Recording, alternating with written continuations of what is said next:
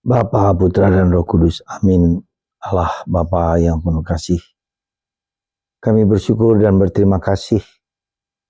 Kami selalu Kau ingatkan untuk menyeimbangkan hidup kami. Antara karya, perbuatan, tindakan, dan diam di hadirat Allah.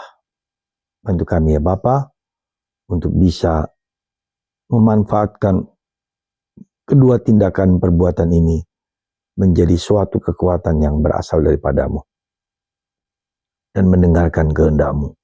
Terpujilah nama-Mu kini dan sepanjang segala masa. Amin. Hal yang menarik para saudara bahwa Yesus begitu banyak pergi belusukan menyembuhkan orang sakit, orang menderita kerasukan setan, ya, dilakukan oleh Yesus ya, dengan sepenuh hati sehingga banyak orang dibebaskan, diselamatkan.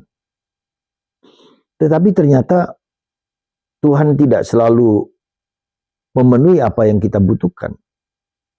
Ketika Yesus selesai dengan tugas pelayanan dan kerasulannya, dia pergi ke tempat yang sunyi untuk berdiam, berdialog dengan Allah. Dan ketika diminta untuk kembali, karena banyak orang meminta, maka dia mengatakan saya harus pergi ke tempat lain. Para saudara, karena di sana juga orang butuh apa yang diminta oleh mereka. Saya kira para saudara, ini suatu pelajaran yang menurut saya sangat berharga sekali, bahwa kita tidak pernah boleh terlekat pada sesuatu. Kita terus harus mencari kehendak Tuhan sebagai ukuran kita untuk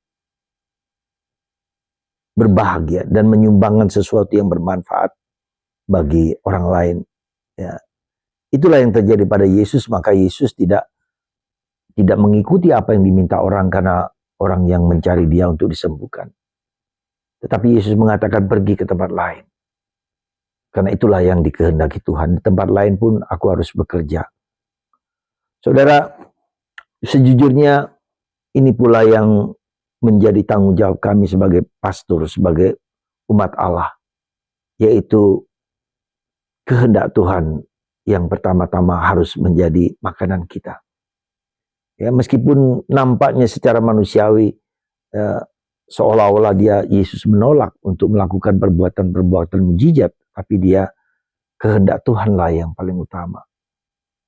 Dan yang kedua, saya mau menggarisbawahi pentingnya orang untuk pergi ke tempat yang sunyi, untuk berdialog dengan Allah, untuk tinggal bersama Allah, untuk duduk bersama Allah, untuk membiarkan Dia sendiri yang berbicara dan menguasai hidup kita, tinggal bersama, hadir bersama Allah. Dan itulah yang saya duga dan saya kira bahwa bahwa berdoa itu pertama-tama bukan meminta sesuatu.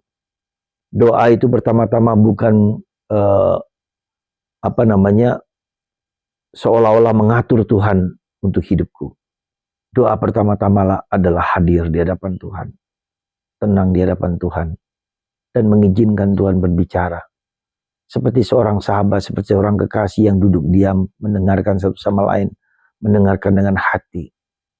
Saya kira ini yang perlu kita kembangkan dalam hidup kita. Sekali lagi, doa tidak pertama-tama meminta sesuatu, tapi pertama-tama hadir di hadapan Allah. Karena apa? Karena meminta sesuatu itu berfokus padaku. Tapi kita hadir di hadapan Allah, itu berarti biarkan Tuhan mengubah, mengatur aku. Itulah yang saya kira perlu kita perjuangkan dalam hidup kita, yaitu membiarkan, mengizinkan Tuhan bekerja, dan kita mendengarkan apa yang semata-mata Ia inginkan bagi orang lain, karena itulah yang paling tepat dan paling baik, dan itulah yang paling susah yang perlu kita renungkan. Sekali lagi, mari kita belajar diam dan hening di hadapan Tuhan, dan mengizinkan Tuhan bekerja lewat aku atau lewat siapapun juga, demi kebaikan orang lain dan kebaikan Tuhan. Semoga kita bersedia untuk tinggal diam di hadirat-Nya dan membiarkan Tuhan bekerja dalam diri kita masing-masing.